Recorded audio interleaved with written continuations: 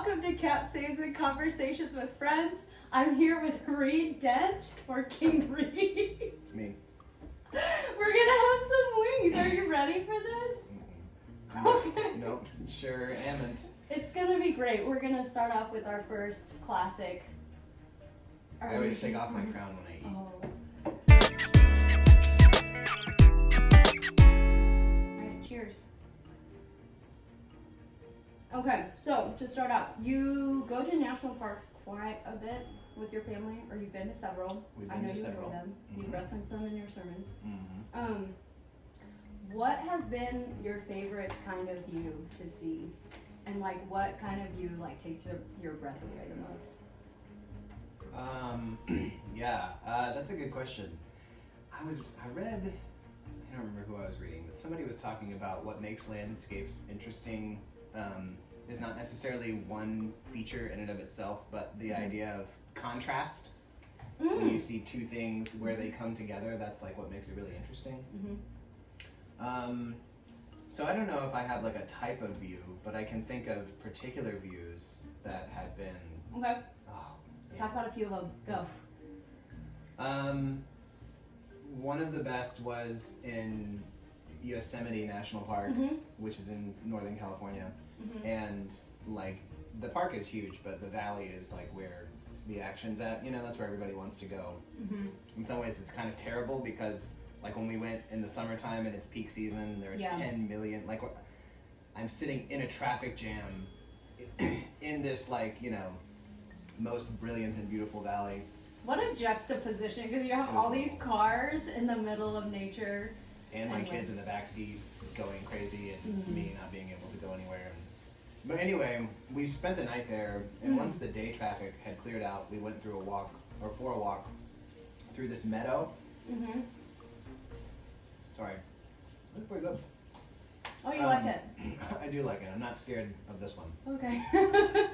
Good. But we went for a walk through this meadow where the grass is like, you're down in the valley, you're surrounded by it instead of being up on top of it. And the grass is like this perfect color of soft green, and it's tall and it's waving gently in the breeze, and there's nobody else there. And then going up on like each side are these massive, majestic granite cliffs that are just pure white. And oftentimes when we have these amazing views, I'm always trying to point out to the boys, like, look at this. This is amazing. This is what beauty is like. And I'll be like, hey boys, and Briggs will be like, we know, Dad, it's a beautiful mountain.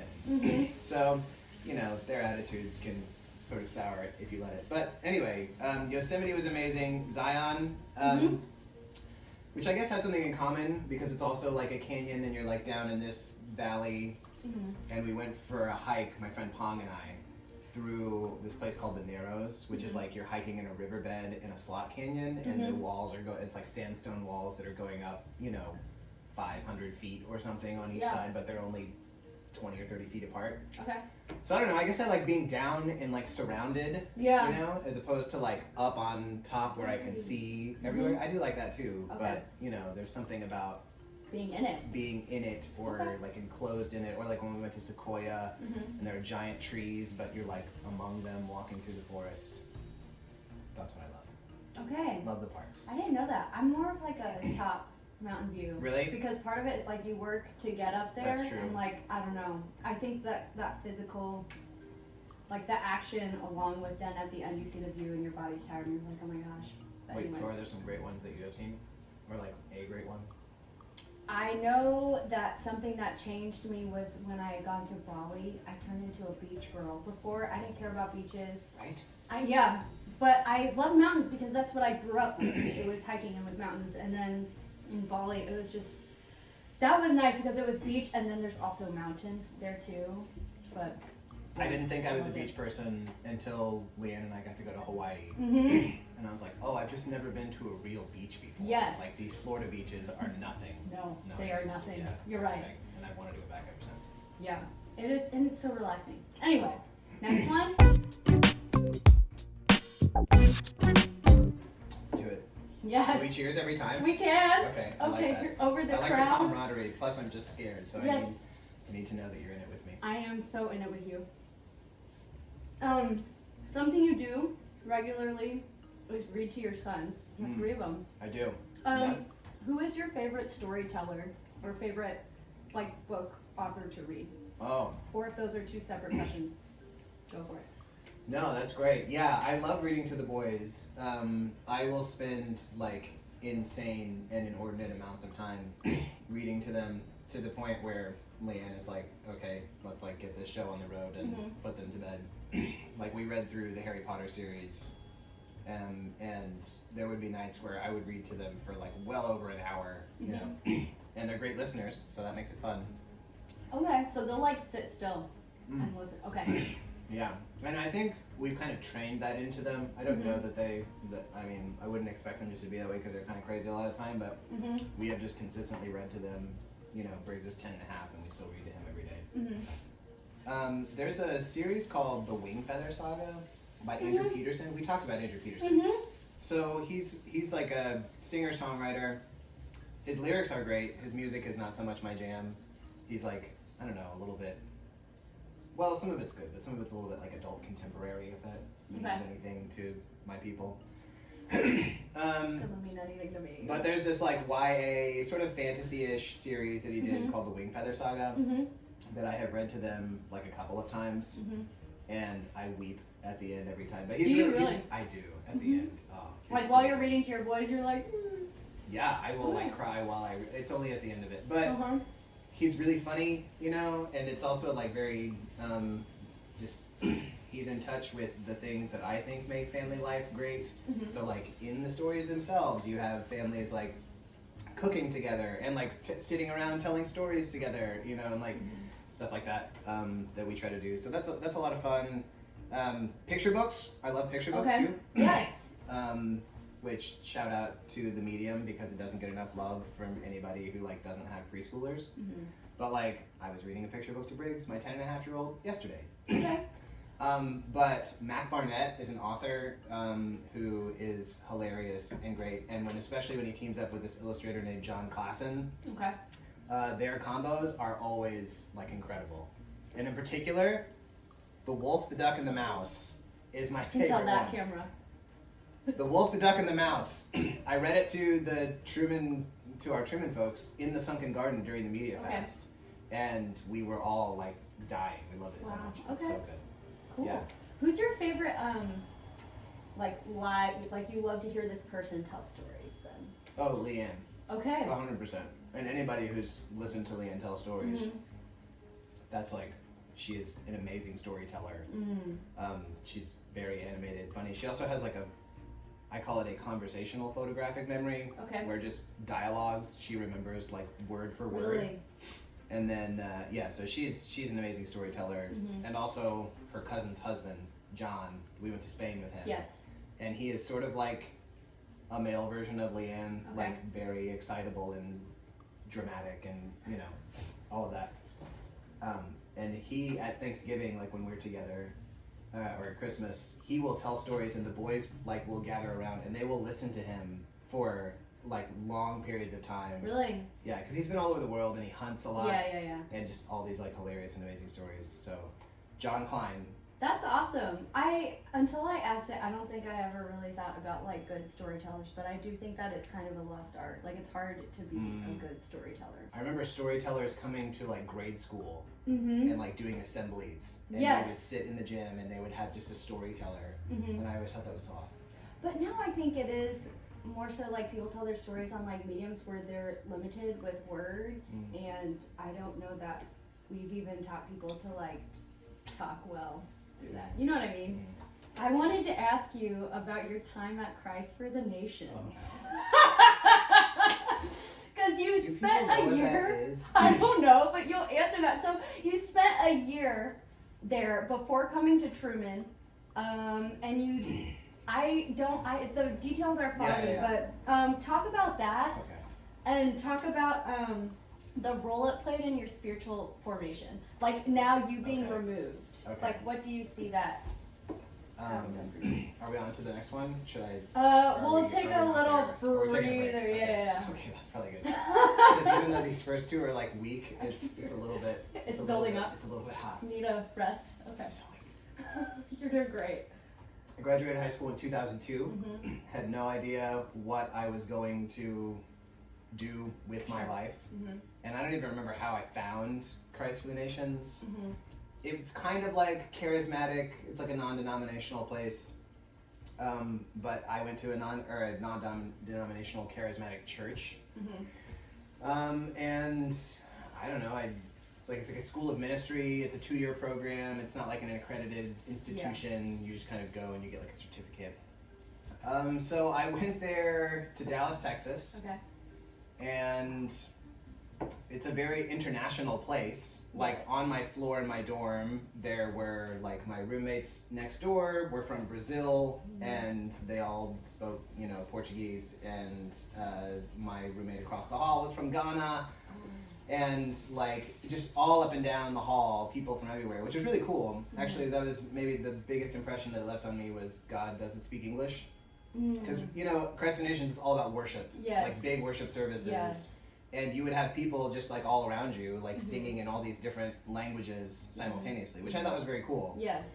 It was also kind of crazy, which am I allowed to talk about that? It was kind of crazy. I don't want to like throw CFNI under the bus or anything.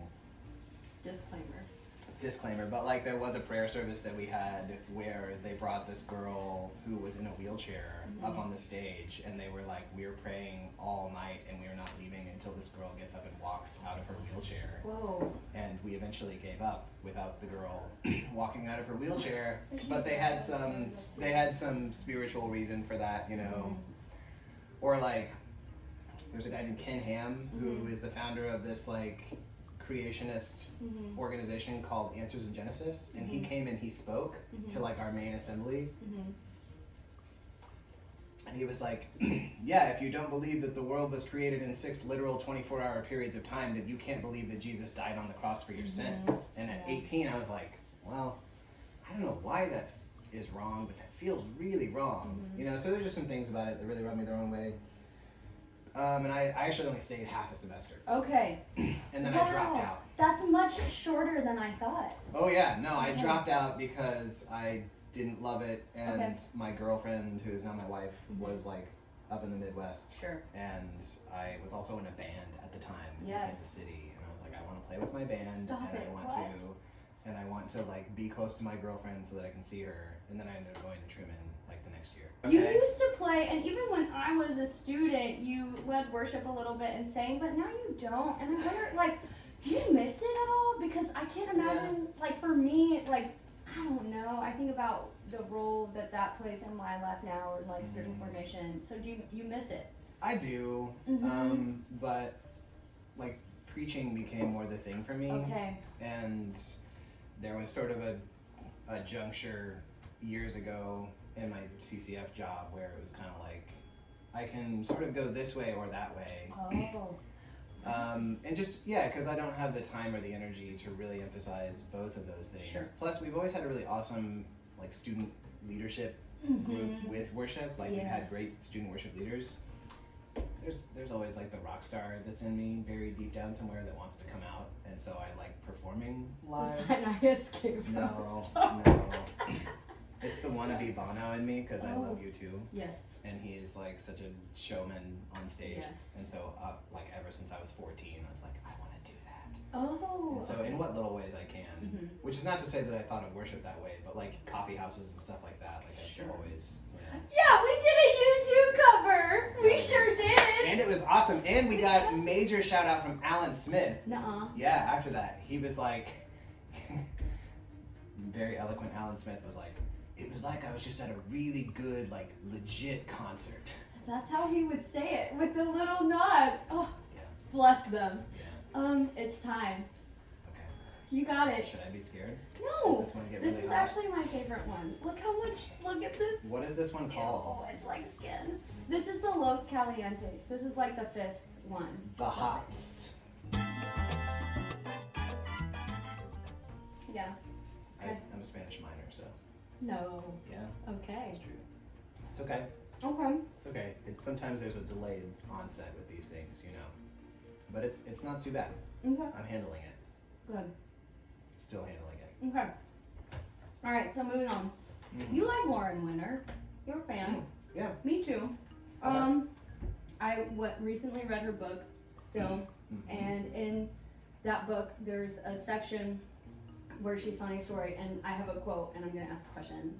Anyway, that's a plan. I love it. She says, and she's quoting someone else, every 10 years you have to remake everything, reshape yourself, reorient yourself, remake everything.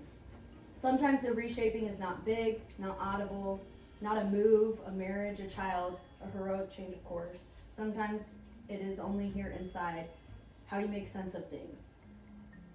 Sometimes it is only about who you know yourself to be.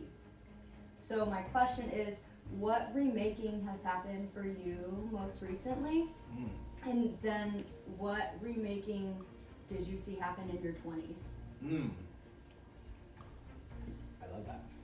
Also, I'm going to take a drink of milk because it's a little hot. Brush it. But I'm handling it. Look at me. I'm not even dying. You're not sweating. Tears. No tears. No tears yet. I feel like I was, in some ways, like my 20s were a constant remaking. Also, this reminds me of a thing that Joe Belzer told me once, where he was like, I feel like the same thing happens in marriage, where if you are married for 50 years, it's almost like you've been through 5 different marriages to the same person. Okay. Which could be true. In your 15 years of marriage. 15 years of marriage. So I've been through 1.5 marriages. The biggest one was in 2015, when I would have been 31. Okay. And I had been on staff at CCF. Thank you. Thanks, Meredith. Shout I out. had been on staff at CCF for 7 years, and I had been at CCF at this point for like 12 years. And we were reading Annie Dillard by it was intern time, and we were at the fire in Derek's backyard. And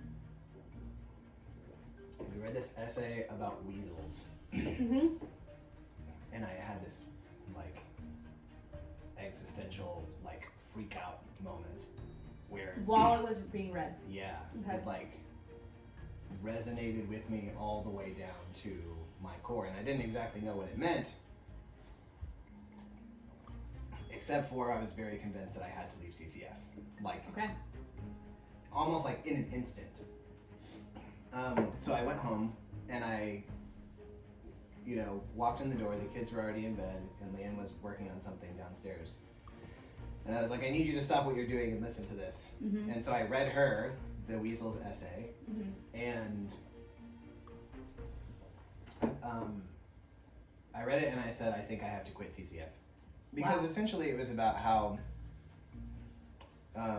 you have to, like, she talks about this idea of finding your one necessity. Yes. And grasping it and not letting it go. And I was like, CCF is not that one necessity. Like, that is not my calling.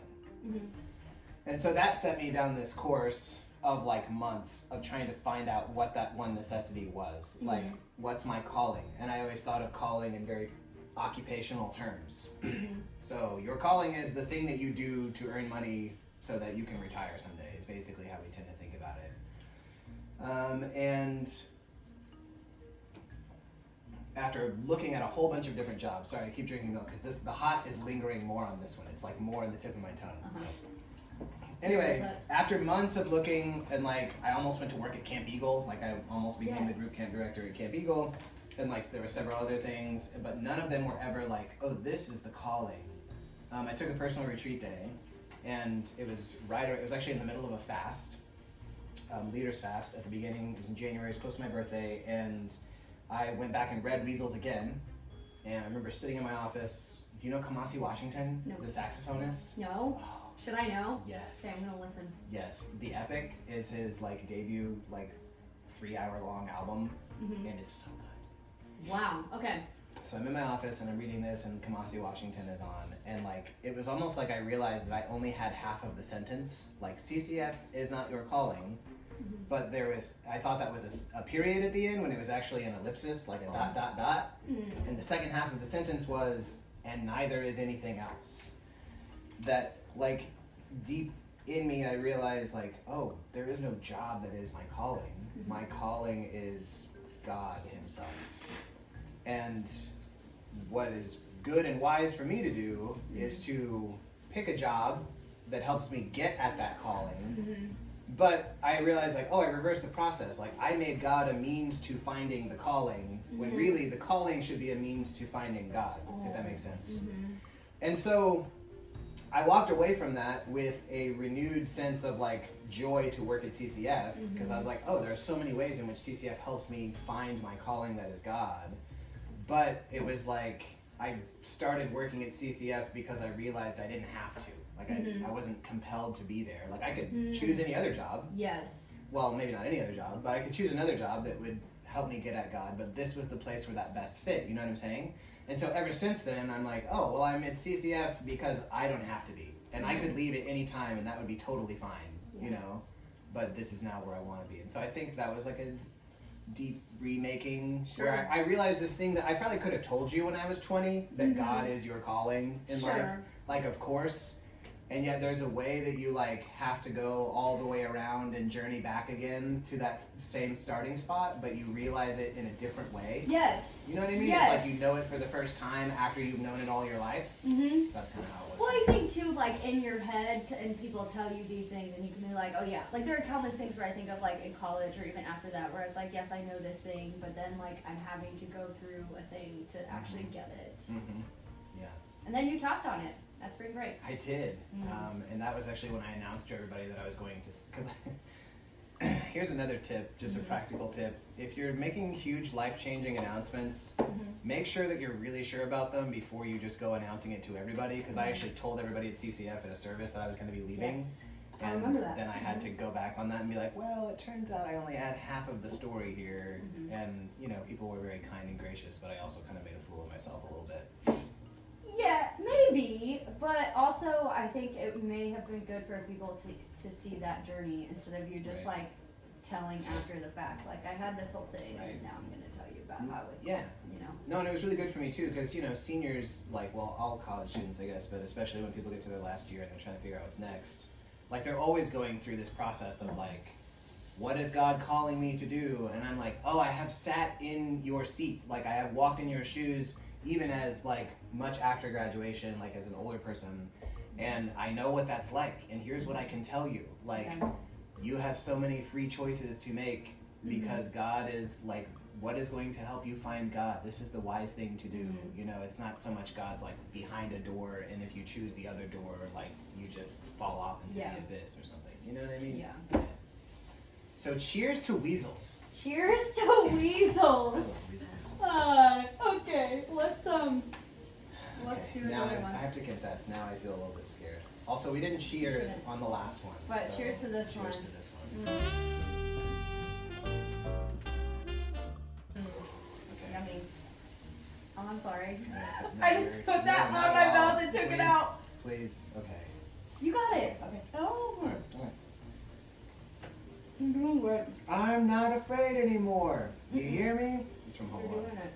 It's from Home Alone. You got it? Yeah. You recently built a wood shop on your property. I did. Well, sort of, yeah, yes. You're building stuff in it now. Yes? Starting to, yeah. Okay. I just got done, like, actually with the building. Okay. I had some people, I had a contractor, ooh, I just got some of that down the throat. I had a contractor frame it and roof it and do all that. And then I took over and did everything on the inside. You're doing it. And now you're crushing the swing.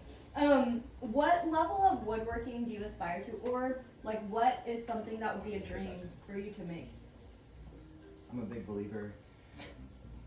Hold on, I got hiccups. Does that happen to you? No. This always happens to me when I eat something hot. Because I get hiccups. Does that happen to you? Does that happen to you? Laugh. That makes it So I harder. have to finish the whole wing. No. Okay. You can stop. Didn't you take a I bite? go one more. I did like 3 bites. I'm gonna go another bite. I'm gonna stop so I can make it through the interview. You're doing great. I don't know what level I aspire to. Okay. I'm a big believer in the table as a piece of furniture. more than like philosophically I'm a believer in the table. Mm-hmm. Because it's like this center of gravity for a home where we like routinely find ourselves gathering around it, and it's like the one piece of furniture that kind of orients us to look at one another as opposed to like face something else or to display something else. Like you and I are facing each other right now, and I think a lot of the best things happen around tables. And so I've made a few dining tables with I have a teacher, his name's Chad. And like there's something very satisfying about just seeing something come to fruition, you know, like an object that you create. But also like in knowing that like what it will be used for. And so yeah, I don't know, it felt like here's this gift that I can give and that I can partake in, like this gift of creating that then can become these things for people that hopefully they will have like, that will last like past their grandchildren, you know? Yeah, and I also like, there's a romantic side of me that kind of hates IKEA and that like, you know, you buy things in a kit and they're really cheap and you just kind of like put them together and they don't. It's like mass produced. Yeah, which is fine because handmade stuff is expensive and not everybody can afford that, and I totally get that. But part of the reason why handmade stuff is so expensive is because of things like IKEA. Yeah. But I just like the idea of like something crafted. And so that's also what kind of spurs me on. Like this is something that's, made with care and attention. Anyway. Yeah, how long does it take you then to make a table? Like how many hours? Hours? Gosh, I don't know. Maybe, because we always, like with Chad, it's like I'll go out there a little bit each week. And so weeks, but I don't know, maybe 30 hours. Okay. Maybe 40 hours or something like that, depending on like kind of what level of detail and we go to. Okay. When do we do the last swing? After this question. Okay. Okay. Have you spent a lot of time thinking about what you hope for your sons? Because we've had conversations about like time you spent with them, conversations that you've had. So that's a question. And then if so, like what is your biggest hope for them? I mean, the first thing that comes to my mind, and maybe I would need to reflect more to get a fuller answer, but my first hope is that they are great friends when they grow up. Okay. With each other. That they don't splinter off. And that they call their mother, like after they leave home. You know, those are like my big hopes for them. That family remains really important. Because it's been more of a struggle with me and my own family. You know? And I guess I hope that they find work that is meaningful to them. Not everybody gets that in the world. Most people don't really have a choice, and we do have maybe more choice and opportunity. And so I hope that they can find work that is really meaningful. I guess I would say those two things.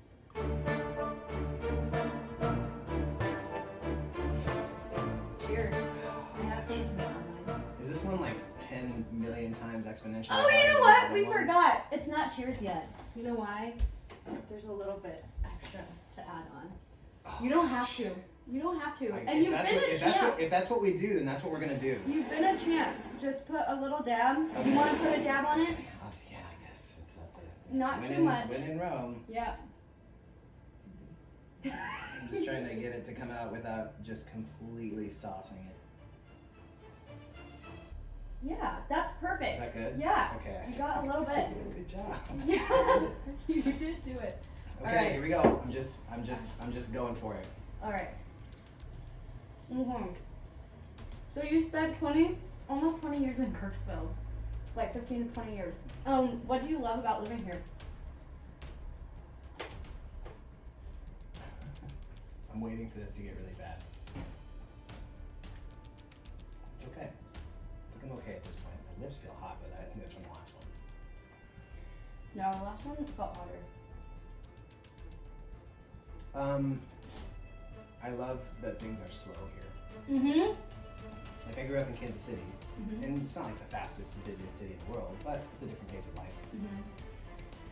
I love that it's slow. I love that I don't spend most of my day waiting at traffic lights. it's like a real thing that happens to people when they have to commute to work. Is like you spend hours a day going through and waiting at stoplights.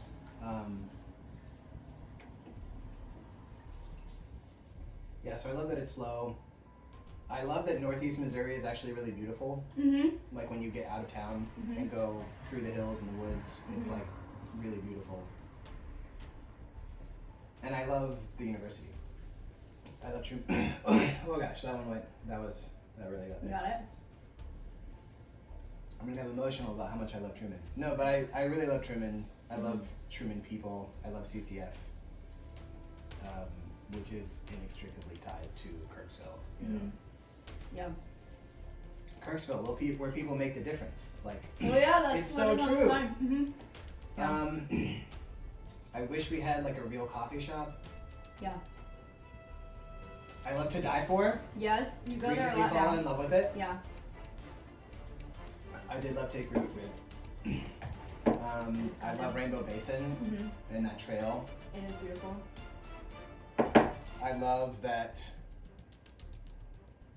Ooh, it's hot. It's getting really hot now. Yeah. It took a little bit. Did you hear that click on my tooth? I totally did hear that click on the tooth. The tooth click. I'm gonna die. Anyway, there are a lot of beautiful things. For sure. Those are some of the things I love the most. I never thought I would become like a, slow town, pace of life kind of person. But now when I go back to the city, I'm like, why are you driving so fast? Yes.